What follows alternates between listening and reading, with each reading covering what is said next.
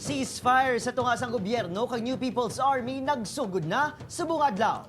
Apang convoy sang kapulisan ginpalokpan sang improvised explosive device sang ginapatian rebelde nga grupo kaina sang aga sa Tubungan, Iloilo. Kapulisan padayon nga nakaalerto sa nagahilapit nga founding anniversary sang CPP. Sa dugang nga detalye makaupod naton si Daryl Marie Sarmiento live sa Iloilo Provincial Police Office sa Banwa sang Santa Barbara. Daryl. Zen Kate Adrian sa nagahilapit nga founding anniversary sa Communist Party of the Philippines. Liwat naman sila nga nagpagbatsyag sang ila sini nga presensya paamaagi sa pagpanghalit sa mga tropa sang gobyerno kaina sang aga.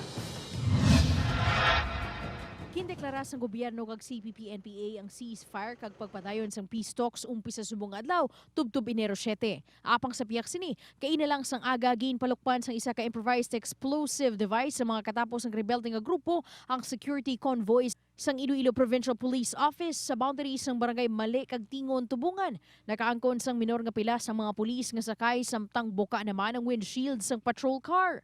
Diyan natin nakikita yung kanilang insincerity pagdating sa ginagamit lang nila yung pisto in their own advantage.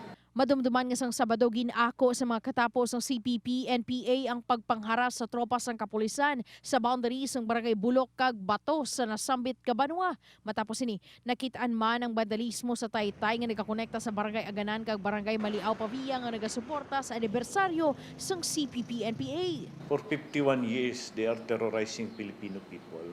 And dun sa mga supporters nila, it's high time na siguro na tigil na natin to. Tayo mga Pilipino.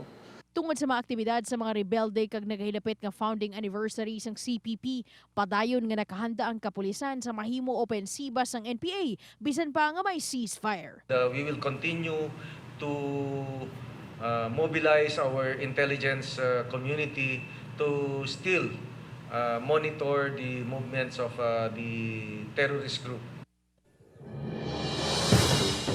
Kate, kinpulaot naman sang IPBO ang ila sini tropa nga nakaplastar sa strategic areas bilang pagsuno sa mando sang ceasefire. Kate? Madamo nga salamat, Daryl Marie Sarmiento.